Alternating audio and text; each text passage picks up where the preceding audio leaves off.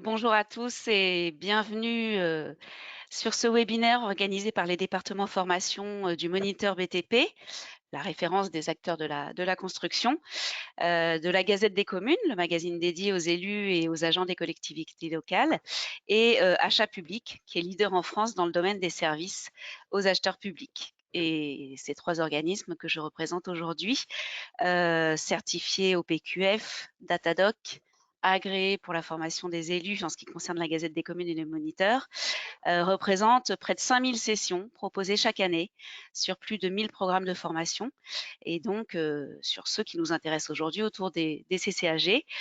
Chaque organisme propose dans son catalogue des formations qui ont été créées ou mises à jour à l'occasion de la sortie des nouveaux CCAG, comme par exemple la mise en place du CCAG travaux, le CCAG maîtrise d'œuvre, les règles applicables au CCAG pays, les CCAG du marché industriel. Donc voilà, vous trouverez selon votre profil sur nos sites la formation qui vous convient le mieux, sans doute.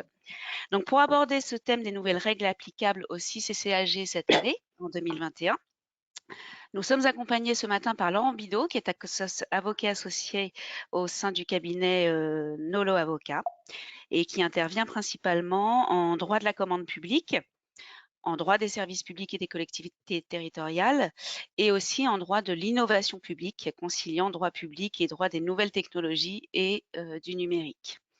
Donc, il anime aux côtés de nos organismes de formation de nombreuses interventions, dont celle qui fait l'objet de notre webinaire d'aujourd'hui. Et je vais donc lui laisser la parole. Je vous invite tout au long de la présentation à poser vos questions en utilisant le petit module questions qui se trouve à droite de votre écran et nous y répondrons en fin d'intervention.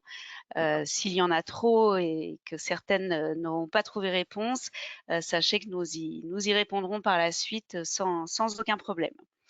Donc, Maître Bidot, je vous laisse commencer.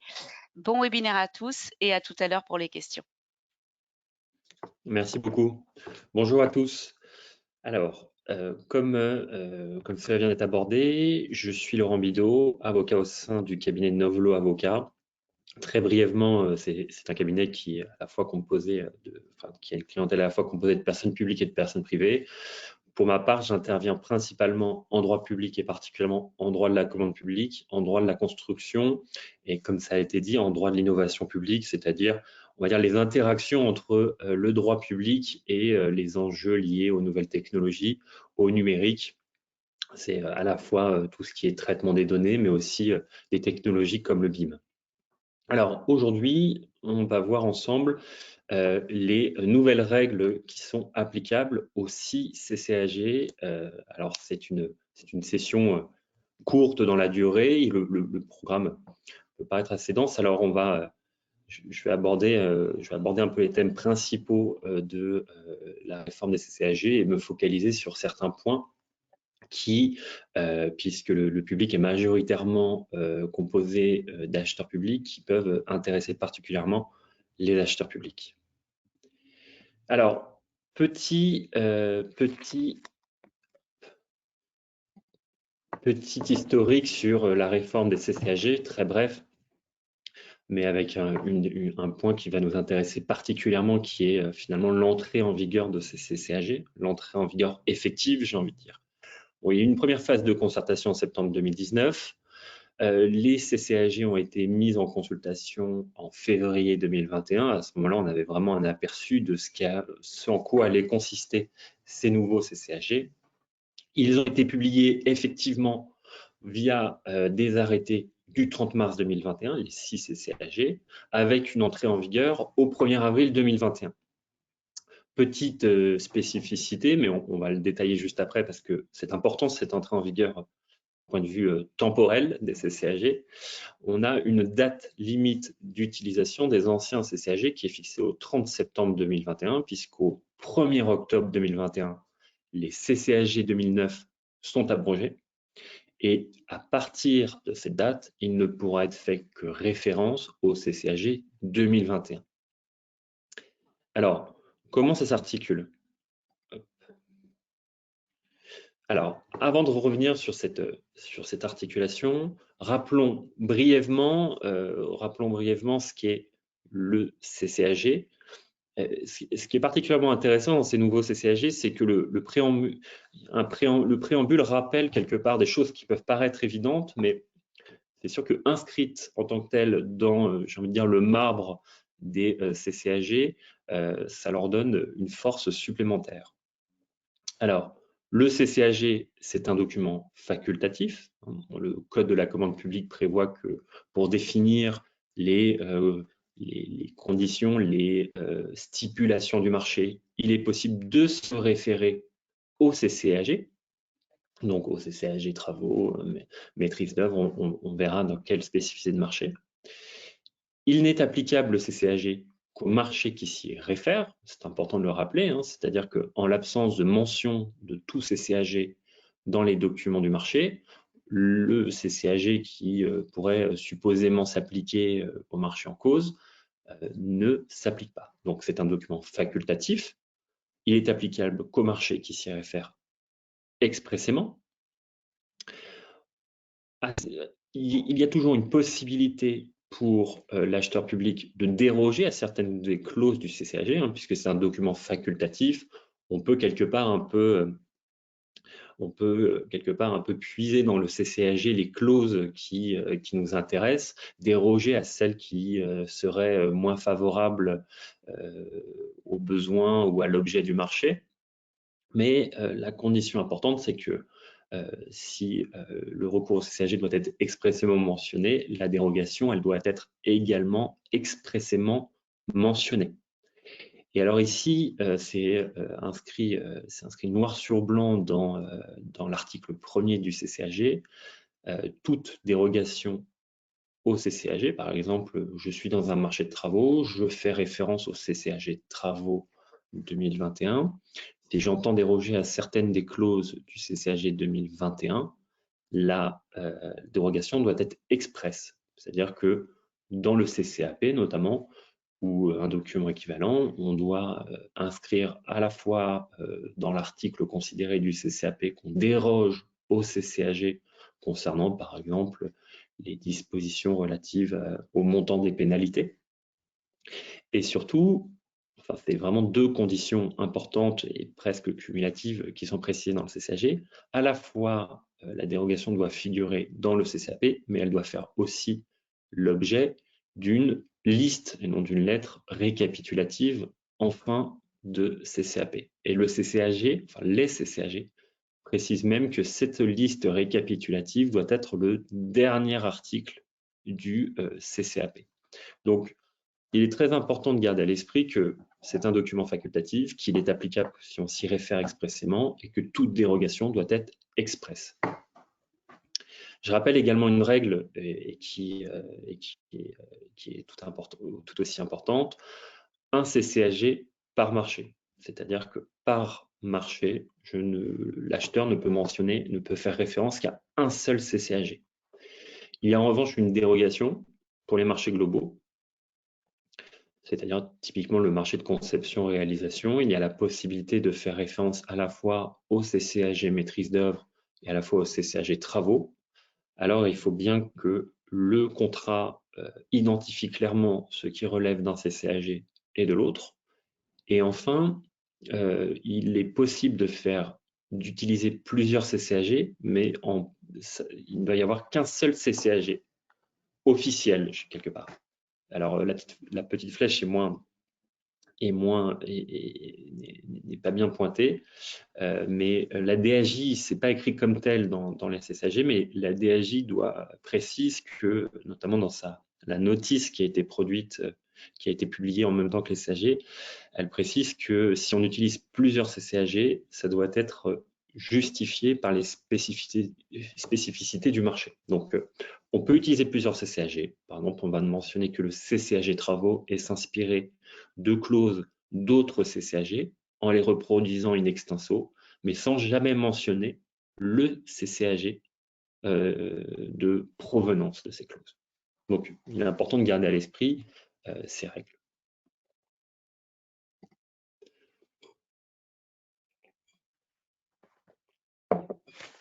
Petite nouveauté des CCAG, le préambule de chacun des CCAG précise à quel marché spécifiquement il se rapporte. Le CCAG travaux, classiquement, on est sur des marchés publics de travaux. Notez que dans le préambule du CCAG travaux, il est précisé que ce CCAG pourrait être utilisé pour des marchés privés de travaux, mais que, eu égard le caractère administratif des clauses, il serait sans doute mal adapté. Donc, ça concerne principalement des marchés publics au sens du Code de la commande publique de travaux. Le marché de maîtrise d'œuvre, alors on le verra, sa spécificité, c'est que on a quelque part sorti les prestations de maîtrise d'œuvre qui étaient avant soumises, dont on utilisait avant le CCAG prestations intellectuelles. On a sorti les prestations de maîtrise d'œuvre pour faire un CCAG en tant que tel, le CCAG maîtrise d'œuvre, et lui, il s'applique spécifiquement à des marchés de maîtrise d'œuvre qui apportent une réponse architecturale, technique et économique au programme qui a été défini par le maître d'ouvrage. Donc, il y a un vrai lien entre le CCAG travaux et le CCAG maîtrise d'œuvre, et l'objet du CCAG, le CCAG maîtrise d'œuvre va principalement s'appliquer pour des marchés publics de maîtrise d'œuvre dans le cadre d'une opération de construction. On retrouve après classiquement le CCAG prestations intellectuelles qui, lui, s'applique pour des marchés comportant une part importante de services qui fait appel exclusivement à des activités de l'esprit, tout ce qui est prestations d'études, de conseils, d'expertise. Le CCAG éthique pour tout ce qui est technologie de l'information et de la communication. Le CCAG FCS pour tout ce qui est fourniture courante, fourniture commune. Et enfin, le CCAG marché industriel.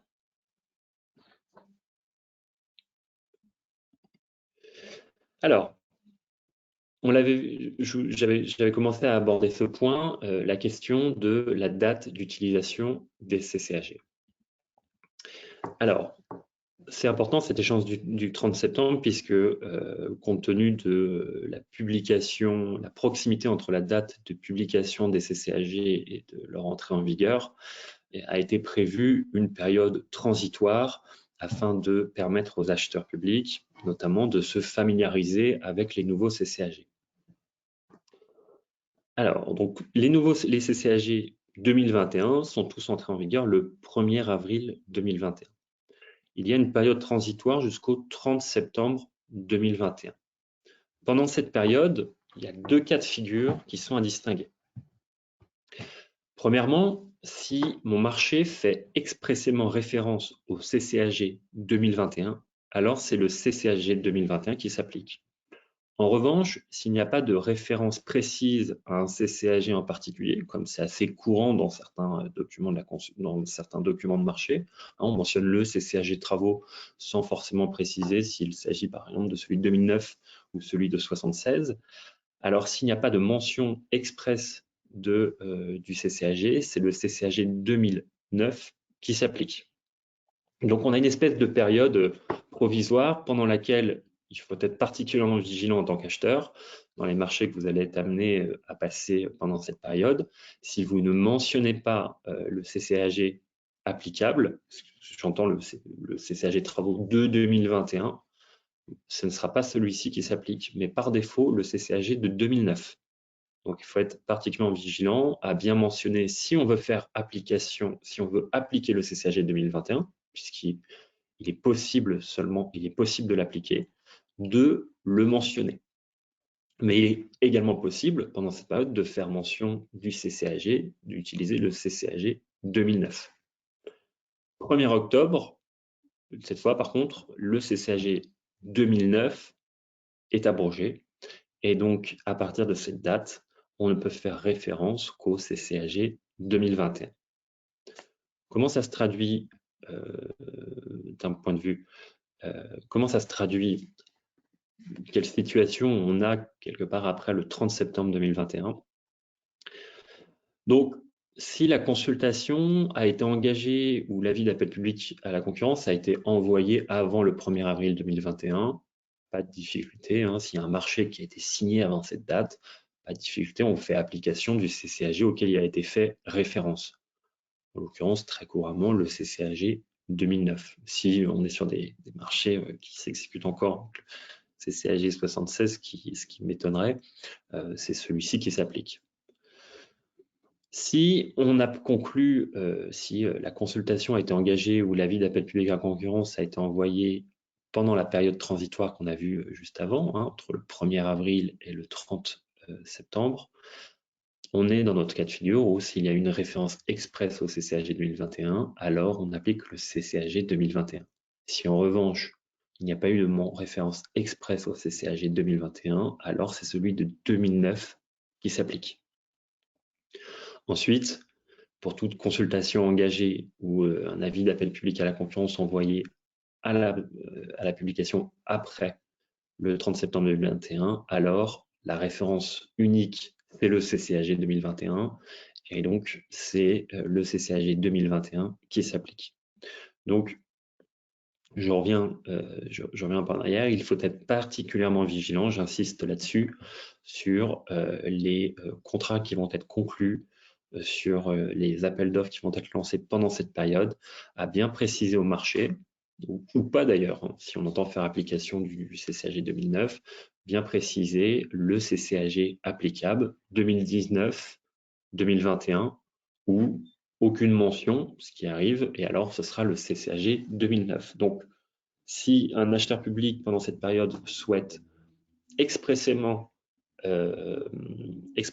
faire application du CCAG 2021, il faut absolument qu'il précise dans les documents de la consultation que est applicable le CCAG travaux approuvé par l'arrêté du 30 mars 2021 et entré en vigueur le 1er avril 2021. À défaut, c'est encore les anciennes règles du CCAG 2009 qui s'appliquent. Alors, une fois qu'on a vu l'entrée en vigueur, quels sont les grands objectifs de la réforme?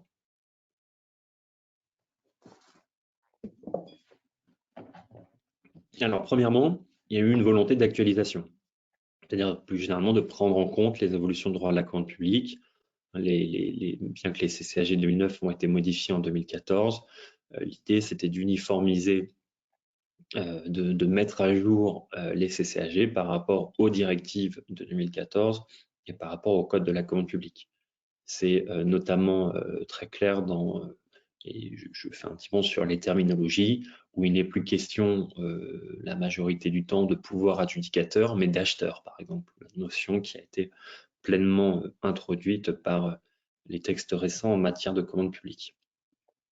Il y a une volonté de modernisation en intégrant tous les enjeux liés au développement durable, à la fois dans ses aspects sociaux et environnementaux, d'intégrer le numérique, la dématérialisation. On le verra tout à l'heure sur le numérique, qui a notamment est entré en vigueur depuis les derniers CCAG et la RGPD. Donc, c'est d'intégrer quelque part la réglementation liée à la RGPD expressément dans les CCAG, même si celle-ci devait déjà être mentionnée dans les documents de la consultation. On en a parlé un petit peu déjà, la création d'un CCAG maîtrise d'œuvre, donc spécifiquement lié aux prestations de maîtrise d'œuvre. Il y a eu un objectif d'harmonisation et de clarification, une architecture commune, des clauses communes dès que possible, notamment en matière de propriété intellectuelle ou de développement durable. Une clarification des terminologies. On ne parle plus de pouvoir adjudicateur, mais d'acheteur. On parle de maître d'ouvrage et de maître d'œuvre spécifiquement dans les marchés, dans les CCAG travaux et CCAG maîtrise d'œuvre. On ne parle plus de tranche conditionnelle, mais de tranche optionnelle. La mention de marché à bon de commande est bannie et remplacée par accord cadre à bon de commande. Et enfin, modification importante, on ne parle plus de lettres en réclamation, mais de mémoire en réclamation, ce qui pouvait donner sujet à certains contentieux de savoir est-ce qu'une lettre en réclamation constitue en tant que telle un mémoire en réclamation. On le verra également ce matin, le contenu du mémoire en réclamation a été précisé pour tous les CCAG. Et enfin, il y a une volonté de rééquilibrer un peu les relations contractuelles, notamment en matière d'exécution financière du contrat.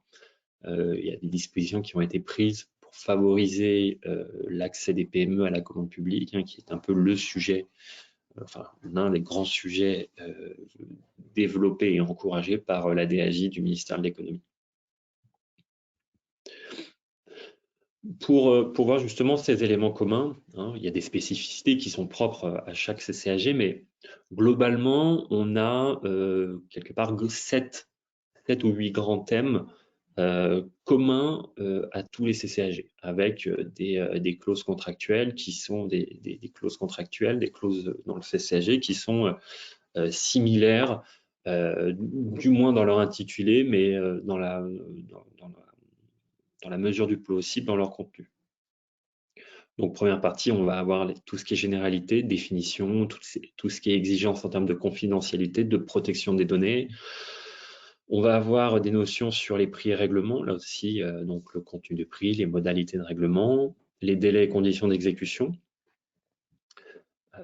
Une partie réception, admission des prestations, seulement le marché, on parle de réception des travaux et plutôt d'admission des prestations intellectuelles. Donc là aussi, on retrouve des dispositions communes, des stipulations communes à tous les CCAG. Des clauses communes en matière de propriété intellectuelle et d'utilisation des résultats. Très important aussi, des clauses assez communes à tous les CCAG sur la résiliation du contrat, avec des hypothèses de résiliation qui ont été uniformisées. Classiquement, les événements extérieurs, les événements liés au marché, la faute du titulaire, l'intérêt général.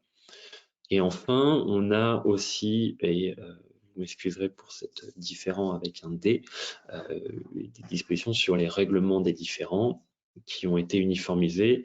On le verra, cette procédure, elle est assez commune pour le CCAG travaux et le CCAG maîtrise d'œuvre, et elle est commune aux 4 autres CCAG. Petit aparté sur la grande nouveauté quand même de cette réforme, qui est le nouveau CCAG maîtrise d'œuvre. Alors, ça avait été un sujet de... L'ordre des architectes s'était ému que lors de la réforme des CCAG en 2009, il n'y ait pas un CCAG propre aux missions de maîtrise d'œuvre. Il y avait un document un peu ad hoc qui avait été créé par la suite, mais il n'avait pas la même valeur que le CCAG maîtrise d'œuvre aujourd'hui. Et dans la pratique, ce qui était utilisé, c'était principalement le CCAG propriété intellectuelle, et celui-ci était adapté aux missions spécifiques du maître d'œuvre, notamment en y insérant tout ce qui était clause en matière d'assurance, puisque le maître d'œuvre est un constructeur. Et quelque part, la pratique a fait émerger que le CCAGPI n'était pas pleinement adapté à des missions de maîtrise d'œuvre et à des opérations, en l'occurrence, de construction.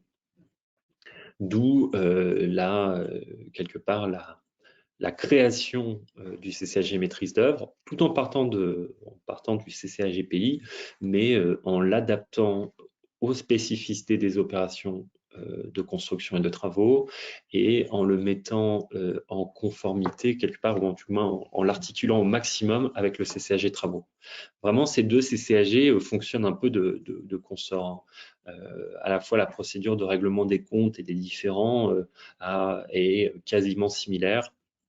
On retrouve vraiment des grandes similitudes entre les deux CCAG, et j'ai envie de dire même ces deux CCAG communiquent entre eux.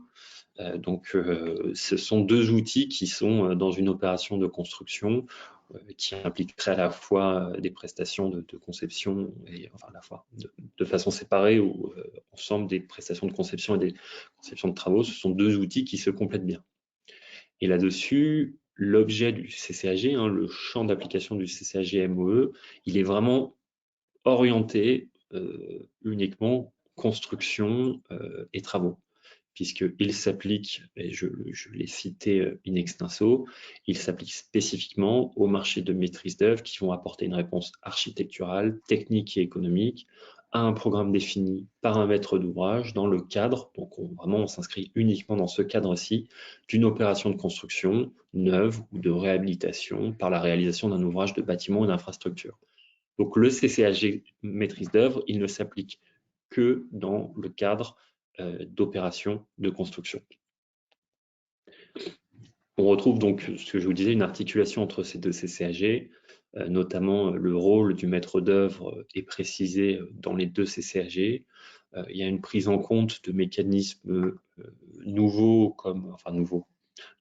qui a tendance à se généraliser comme le BIM, la construction par le biais d'une maquette numérique qui nécessite à la fois des interactions entre le maître d'ouvrage, le maître d'œuvre et les entreprises de travaux, et des dispositions en ce sens sont prévues dans les deux CCAG.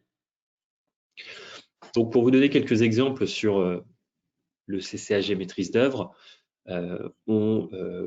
quelque part qui repart donc du CCAG pays, mais quelques exemples de clauses qui sont quelque part adaptées au maître d'œuvre et à une opération de construction. Il y a un renforcement des stipulations liées à la co-traitance et à la sous-traitance, à la rémunération dans le cadre d'un groupement. Point important, on a une définition qui est d'ailleurs similaire à celle du CCAG travaux, une définition des assurances obligatoires en matière de construction, assurance dommage ouvrage, assurance décennale.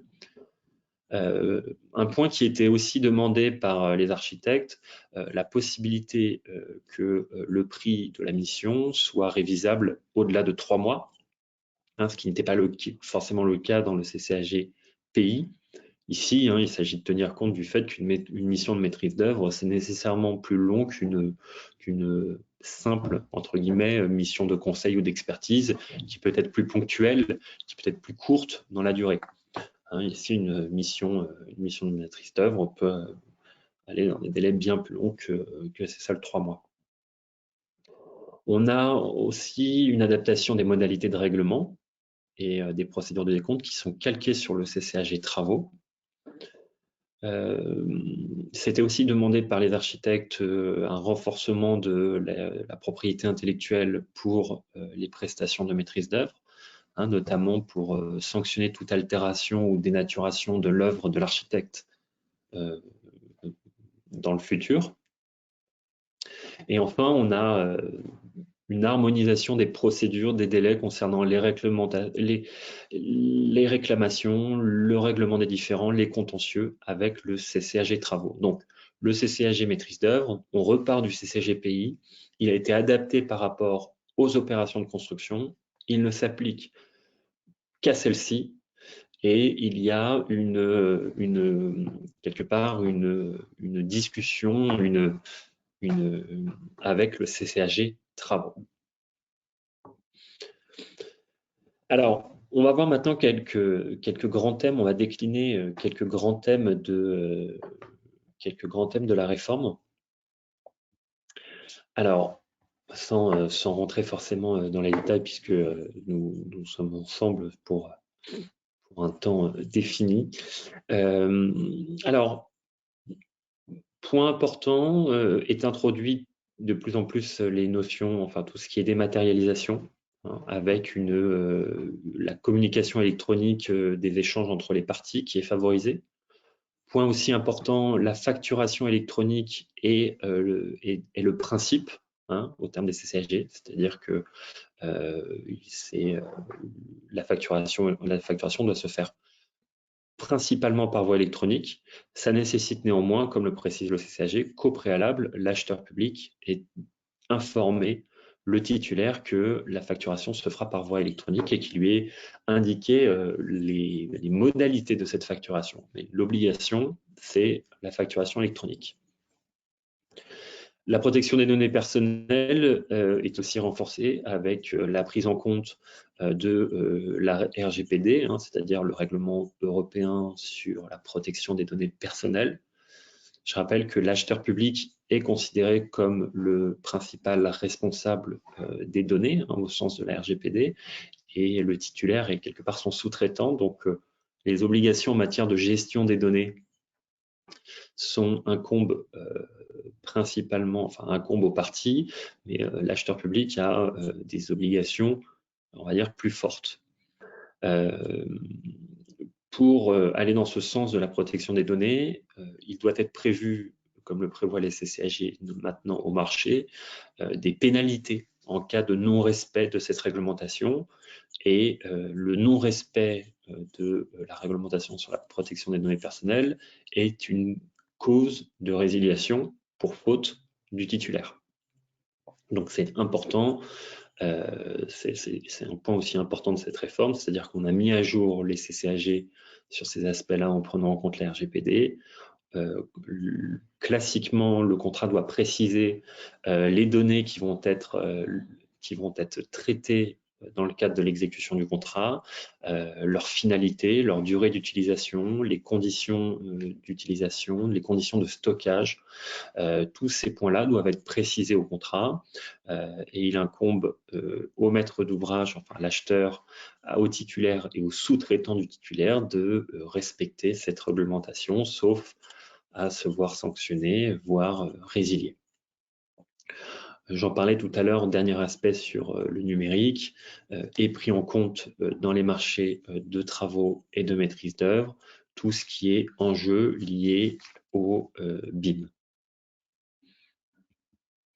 Sur le développement durable, là aussi, donc à la fois sous l'angle social et sous l'angle environnemental, des stipulations communes sont prévues pour dans chacun des CCAG. Donc on a à la fois une clause sociale, enfin des clauses sociales et des clauses environnementales. Pour les clauses sociales, il y a notamment l'obligation de définir au marché le périmètre des actions sociales qui seront entreprises, le public éligible, les modalités d'exécution de ces actions.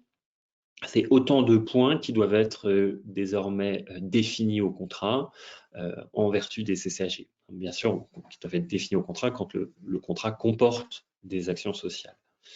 S'agissant des clauses environnementales, il y a trois grandes séries d'obligations qui pèsent sur le titulaire du contrat, et ces clauses sont communes à l'ensemble des CCAG. Trois séries donc. Premièrement, les emballages.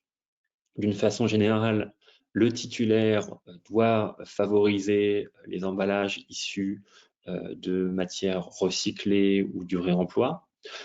Il doit lui-même, s'il est propriétaire des emballages, les récupérer et veiller à leur bonne réutilisation, leur réemploi ou leur recyclage. On retrouve un peu les objectifs qui sont prônés notamment dans une optique d'économie circulaire, d'incursion de l'économie circulaire dans la commande publique telle que notamment prévue par la loi AGEC. Il y a des obligations en matière de gestion des déchets. Le titulaire est responsable de ces déchets et là-dessus, il doit veiller à respecter la réglementation propre aux déchets. Il doit veiller au recyclage effectif de ceux-ci. J'ajoute qu'en matière de travaux, donc dans le CCAG travaux, le titulaire du marché doit en plus établir un plan de gestion et de traitement des déchets qui doit communiquer au maître d'ouvrage, à l'acheteur public, à sa demande. Donc il y a la nécessité de s'assurer, de contrôler la bonne gestion des déchets qui sont issus du marché, de l'exécution du marché. Et enfin, est aussi prévu des obligations en matière de livraison et de conditions de livraison. Il est ainsi prévu dans tous les CCAG que le titulaire doit, dans la mesure du possible, veiller lors de la livraison des prestations, privilégier des modes de livraison doux, on va dire, ou du moins qui limitent le plus possible l'impact sur l'environnement de la livraison. Ça passe notamment par des véhicules électriques ou à faible émission. Donc, toutes ces clauses sont prévues dans tous les CCAG et il est prévu pour chacune de ces clauses un mécanisme de sanction. Il est possible de prévoir des pénalités au marché pour faire sanctionner la méconnaissance de ces obligations. J'en parle ici, mais dans une volonté un peu de favoriser un échange entre les parties. Les pénalités qui pourraient être infligées en raison de la méconnaissance des clauses environnementales et sociales ne peuvent être infligées qu'après une concertation, enfin un échange préalable avec le titulaire du marché. Ici, c'est de favoriser un peu la discussion entre les parties. La propriété intellectuelle, point important et une des grandes nouveautés de ces deux CCAG, suppression de l'option A ou de l'option B. C'était des options de propriété intellectuelle qu'on retrouvait dans les CCAG pays et les CCAG TIC. Aujourd'hui, tous les CCAG, les 6 CCAG prévoient une clause pour l'essentiel similaire en matière de propriété intellectuelle. Avant, on avait un régime option A où était concédé à l'acheteur une licence d'utilisation. Option B, il était transféré, il était cédé les résultats du marché, les résultats à titre exclusif à l'acheteur. Les résultats, c'est quelque part là, ce qui est produit à l'issue du marché. Par exemple, je fais développer une application, le résultat du marché, c'est cette application.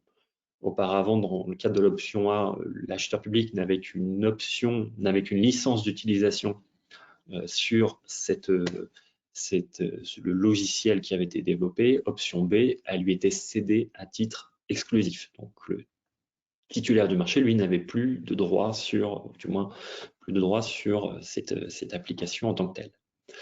Donc, ces deux options ont été supprimées.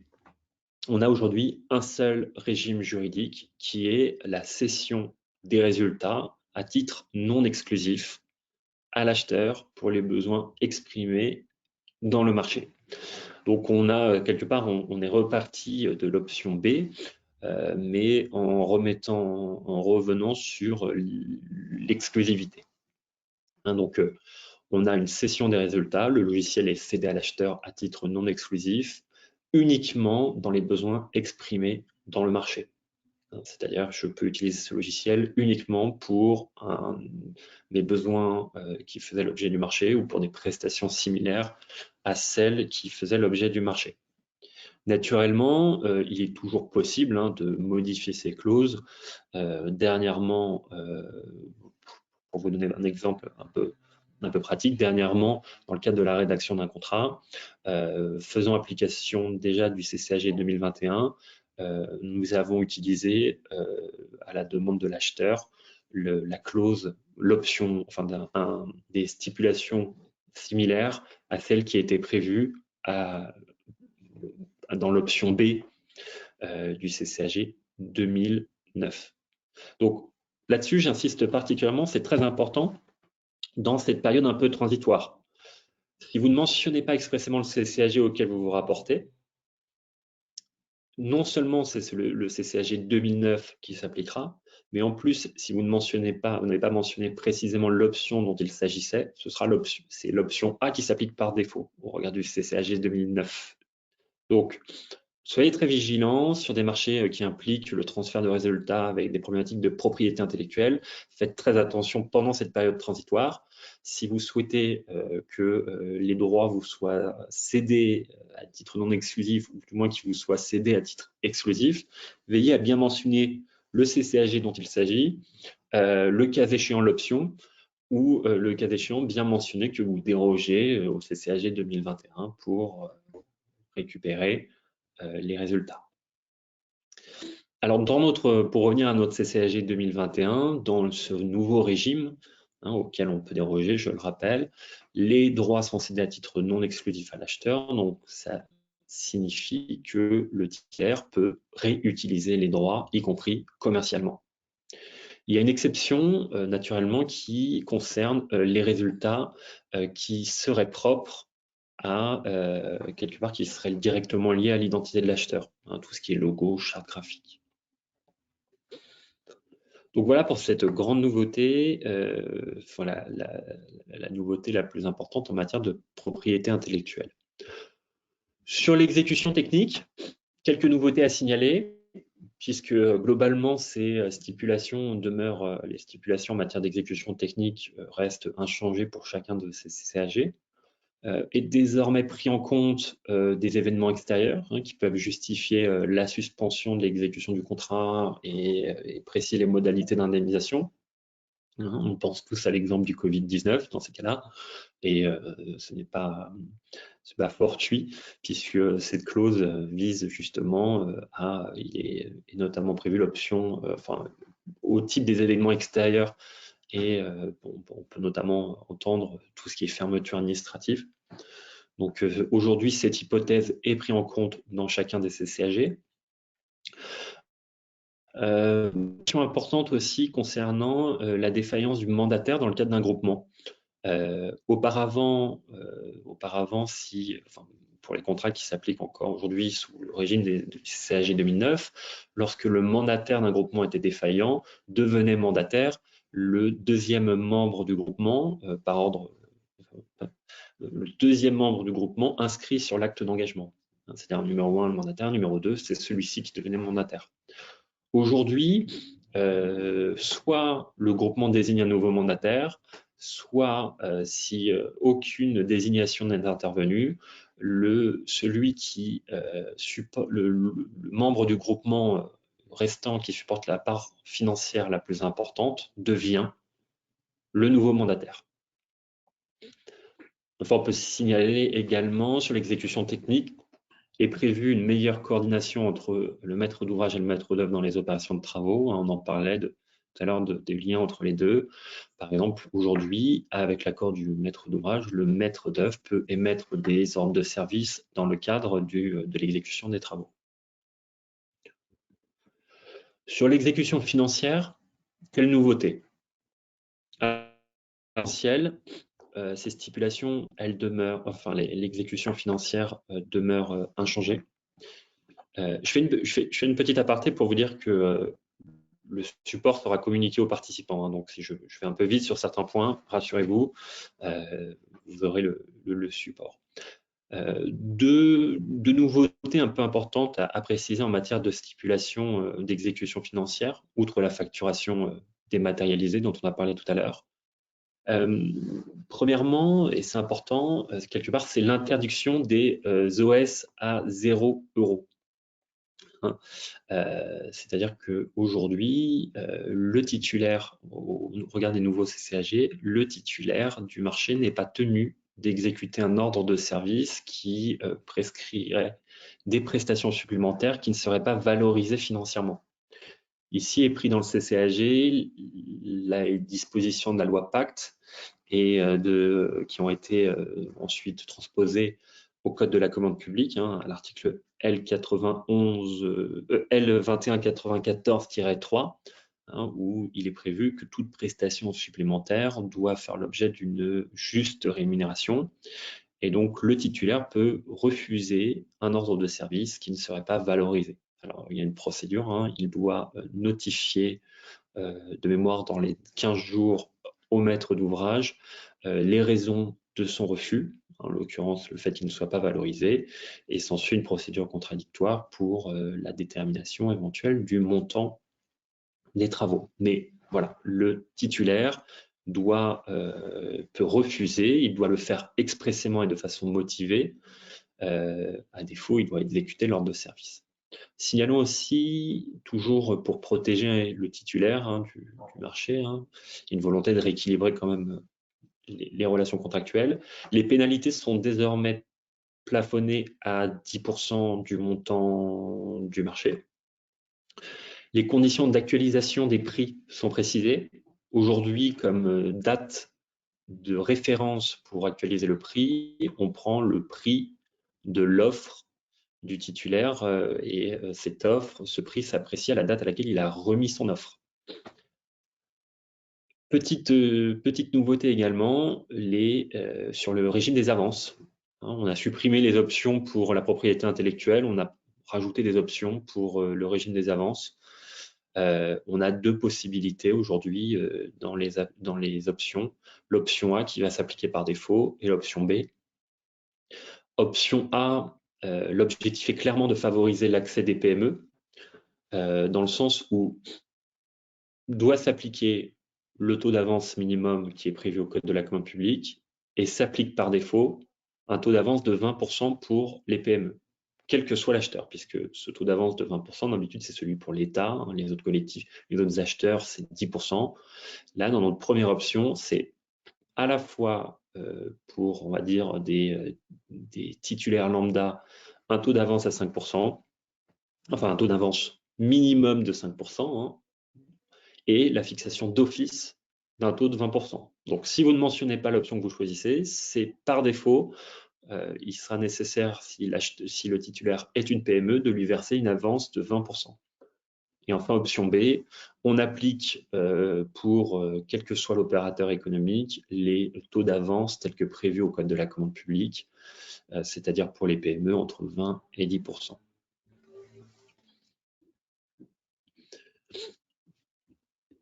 Sur l'exécution financière, petite particularité pour les CCAG travaux, qui demeurent pour l'essentiel inchangés.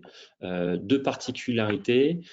Premièrement, sur le décompte final. Auparavant, quand le titulaire ne produisait pas son projet de décompte final à l'issue de la réception, le maître d'ouvrage le mettait en demeure et à défaut de réponse dans le délai qui était précisé, c'est le maître d'œuvre qui établissait d'office le décompte final. Aujourd'hui, pour protéger les intérêts du titulaire, le CCAG prévoit que, enfin, le CCAG prévoit que ce délai est de 15 jours minimum. Donc, les cas de figure dans lesquels le maître d'ouvrage pouvait prescrire un délai de 7 jours au titulaire de communiquer son projet de décompte final, c'est terminé dans le CCAG 2021, c'est minimum 15 jours.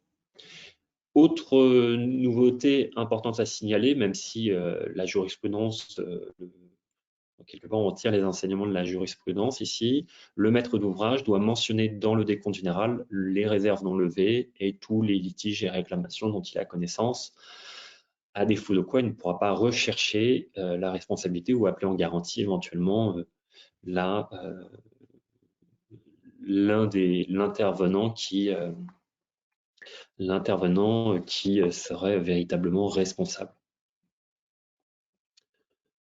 Toujours sur l'exécution financière, petit focus sur, et après on en terminera avec le règlement des différends, petit focus sur le règlement du marché. C'est avant tout pour vous montrer que donc est introduit dans le CCAG maîtrise d'œuvre une procédure calquée sur celle du CCAG travaux, hein, avec un projet de décompte. Et c'est une procédure qui est en partie similaire avec celle qui est inspirée du CCAG travaux,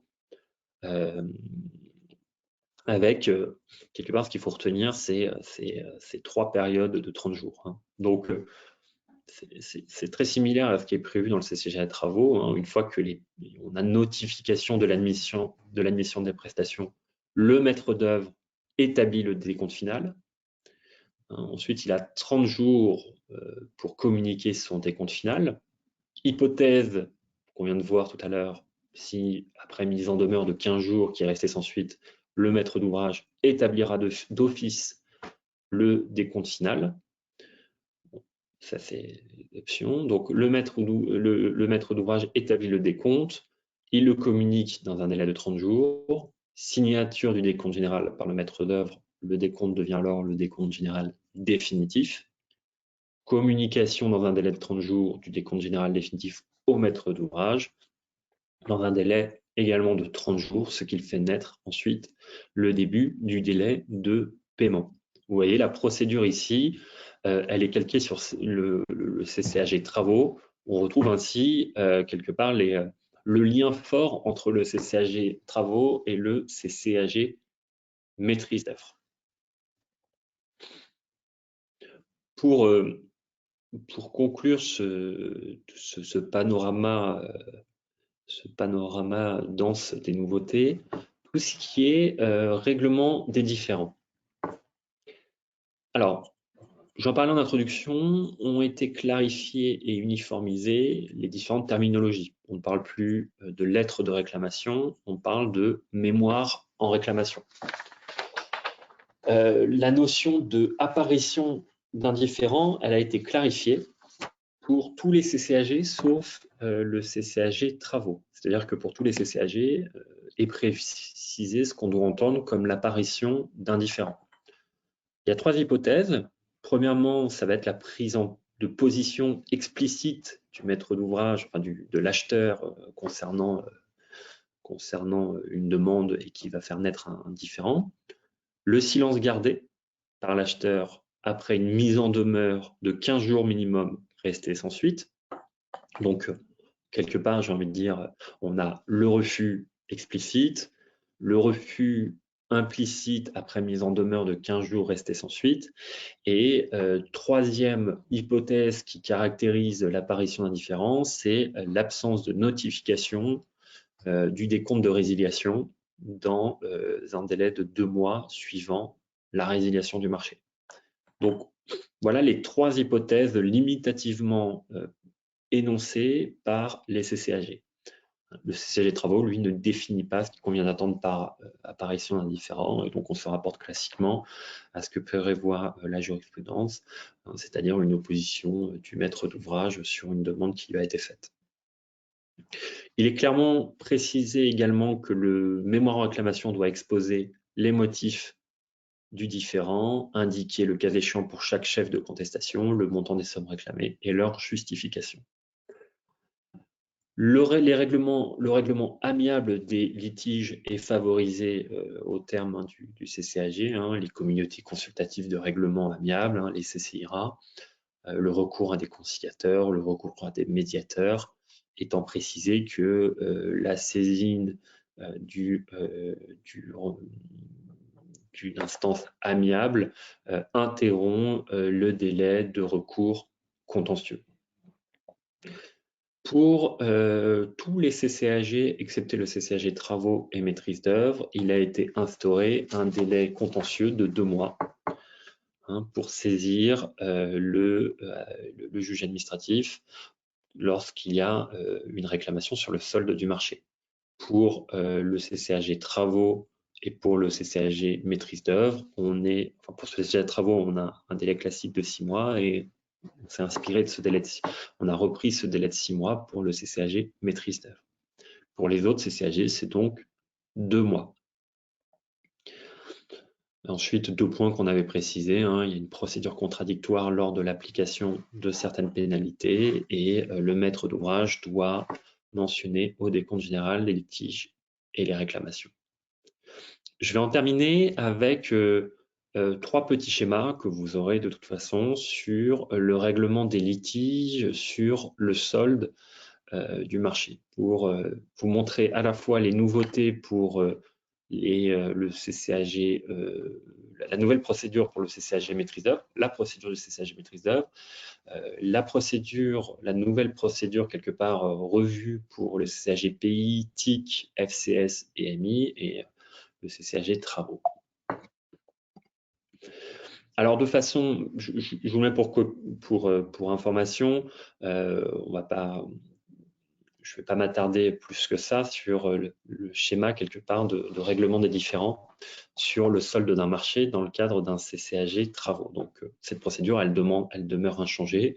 On a un différend, 30 jours pour le mémoire en réclamation, décision implicite ou explicite dans un délai de 30 jours, ensuite 6 mois pour saisir le juge administratif. La procédure dans le CCAG maîtrise d'œuvre, elle est peu ou prou la même chose. Sauf qu'on n'a pas de délai de 2 mois entre l'apparition du différend et le mémoire en réclamation. Dans le CCAG maîtrise d'œuvre, dès lors qu'il y a l'apparition d'un différend, il y a mémoire en réclamation, mais ce mémoire en réclamation, il doit être envoyé au plus tard à la remise du projet de décompte final. Donc, le seul délai, quelque part, est le délai dans lequel on va envoyer, dans lequel on va remettre le projet de décompte final.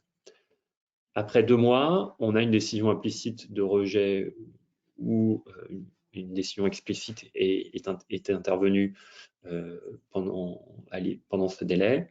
Le maître d'œuvre dispose alors d'un délai de 6 mois, comme pour le CCAG travaux, pour saisir le juge administratif.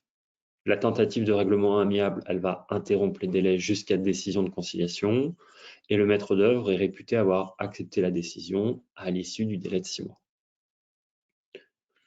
Comment ça se traduit pour les autres CCAG?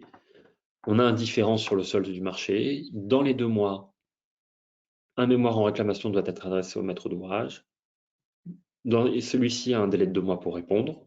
Il ne répond pas à l'issue de ce délai, il y a un rejet implicite, ou alors il y a eu un rejet explicite. À compter de sa décision de rejet, cette fois, et c'est la nouveauté de ce CCAG, il y a un délai de 2 mois pour saisir le juge administratif. Là encore, une tentative de règlement amiable interrompt le délai jusqu'à la décision de conciliation. Et à l'issue de ce délai de 2 mois, le titulaire est réputé avoir accepté la décision. Donc voilà pour ces nouveautés dans le CCAG, sur ces 6 CCAG. J'espère avoir été le plus complet, précis dans le temps qui m'était imparti. Encore une fois, comme je vous l'ai précisé, le support sera communiqué aux participants ou à ceux qui en font la demande sans difficulté, ainsi que des réponses à des questions. D'ailleurs, s'il y a déjà des questions. Il y en a beaucoup, donc on va peut-être pas réussir à répondre à tout le monde, mais voilà, le mieux c'est de venir assister aux formations animées par Maître Bidot sur les sujets qui vous intéressent. Nous allons quand même en prendre quelques-unes. Alors Maître Bidot, vous m'excuserez parce que on a eu des questions depuis le début. Peut-être que vous aviez répondu à certaines d'entre elles dans le déroulé de votre intervention. Mais voilà, je vais quand même vous les citer. Ouais. Vos slides ont rappelé le caractère facultatif des CCAG, Ouais. pour autant que ce sont des documents qui spécifient précisément les modalités de conduite de marché public. Comment expliquez-vous finalement que les CCAG soient facultatives et non obligatoires? C'est pas une question sur la nouveauté, c'est presque une question philosophique juridique. Je l'explique par la liberté contractuelle qui est laissée aux parties. Aujourd'hui, quelque part, les parties sont libres on va dire que la limite, c'est ce que prévoit le Code de la commande publique, hein, les stipulations contractuelles obligatoires telles que le Code de la commande publique, mais c'est avant tout des documents de référence. Et après tout, rien n'empêcherait un acheteur public d'utiliser un CCAG sans mentionner le CCAG, mais en adaptant ses clauses parce qu'il estime que ça permet de définir au mieux son besoin, les caractéristiques du marché. Donc, j'explique avant tout par la liberté contractuelle qui est laissée. Aujourd'hui, elle est encadrée par le Code de la commande publique et après tout, un acheteur peut être parfaitement libre de ne pas appliquer ou ne pas faire référence au CCAG. D'ailleurs, ça se voit beaucoup dans tout ce qui est petit marché en dessous de 40 000 euros. C'est quand même assez, sauf pour des prestations un peu complexes, c'est quand même c'est peu courant de trouver une application du CCAG dans ces marchés-là. Alors, justement, on a aussi une question sur peut-on utiliser les CCAG différents pour des marchés allotis? Alors, par définition, si le marché est alloti, l'objet principal du marché, c'est une opération de travaux et ensuite il est alloti dans différentes prestations. Donc on reste sur des prestations similaires. Le marché a un objet et est ensuite alloti. Donc l'objet du marché principal reste le même et les lots normalement suivent quelque part. Les lots suivent l'objet du marché. Donc non, après c'est un seul lot, c'est un seul CCAG par objet de marché. Si par exemple on pense à une opération de travaux qui va être allotie en 10 lots, hein, ça reste une opération de travaux et le marché, ça reste un marché alloti en 10 lots, donc 10 marchés qui ont pour objet une opération de travaux. Donc c'est le CCAG travaux qui doit s'appliquer. D'accord. Et alors, toujours dans le cadre des CCAG travaux, dans le cadre d'un accord de marché travaux, la demande de l'arrêté de circulation, à qui incombe-t-elle? Au donneur d'ordre, à l'entreprise du travaux et potentiellement, quel est l'article du CCAG sur ce sujet? C'est quoi quelle décision? Dans le cadre d'un accord en fait cadre de marché de travaux, Ouais. il y a une demande de l'arrêté de circulation et la question est à qui incombe cette demande? Est-ce que c'est au donneur d'ordre ou est-ce que c'est à l'entreprise de travaux? Et quel est l'article du CCAG qui précise en fait cette notion?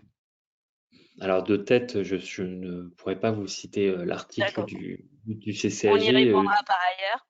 Voilà, je pense, ouais. Et puis en plus, il faudrait préciser ce qu'on entend par arrêté de circulation. Si c'est une décision qui est administrative, qui empêche par exemple le titulaire, c'est normalement à l'acheteur public. Mais si le titulaire est empêché, j'ai envie de dire que la bonne relation contractuelle fait que la partie la plus diligente, mais j'y répondrai par écrit sans problème. Pas dans Ok, la liste super. des questions que vous me communiquerez. Et puis, bah, vous êtes un spécialiste aussi en BIM et vous avez parlé du protocole BIM durant votre Ouais. intervention. Et quelqu'un nous demande si vous pouvez préciser en quoi consiste ce protocole BIM. Alors, en fait, maintenant est prévu dans les articles, le numéro de l'article m'échappe, je crois que c'est l'article 3 ou l'article 4 du CCAG Travaux et du CCAG MOE, est prévu classiquement la hiérarchisation des pièces contractuelles et a été inséré dans le CCAG Travaux et maîtrise d'œuvre sont des pièces contractuelles intégrantes, le protocole BIM et la convention BIM. Le protocole BIM, il va définir le rôle de chacun des intervenants, comment va s'insérer le BIM dans l'opération en cause. Il est généralement défini par le maître d'ouvrage. Pour ceux quelque part les néophytes sur le sujet, hein, un protocole BIM, ça consiste au stade de la conception et de l'exécution, mais aussi de l'exploitation, mais là on est en conception et exécution, à non pas avoir recours à des plans traditionnels, mais à utiliser une maquette numérique qui va être une maquette numérique qui va être établie en phase de conception et qui va être ensuite complétée par les différents intervenants en phase travaux. Ça permet dans une seule et même maquette de modéliser l'ouvrage et de visualiser les intervenants de chacun, les opérations de chacun. Et donc, dans ce cadre-là, à la fois la convention BIM qui définit le rôle de chacun des intervenants et le protocole BIM qui, pour vulgariser la chose, a pour objet de définir la place du BIM dans l'opération et les attentes qui sont recherchées, les avantages qui sont recherchés par l'opération BIM sont aujourd'hui des pièces contractuelles et elles sont hiérarchisées comme telles dans les deux CCAG, travaux et maîtrise d'œuvre. Très bien. Ouais, écoutez, maître, je vous remercie encore une fois. Les questions auxquelles nous n'aurions pas répondu seront traitées par la suite. Ne vous inquiétez pas. Et puis, bah, j'espère que vous avez appris beaucoup de choses à travers ce webinaire. Encore une fois, n'hésitez pas à consulter nos différents sites web pour trouver la formation qui vous convient le mieux. Et encore un grand merci à Maître Bidot pour son expertise et sa pédagogie sur ce sujet d'actualité. Merci pour Très bon votre accueil. appétit à tous et à très bientôt. Au Au revoir. revoir.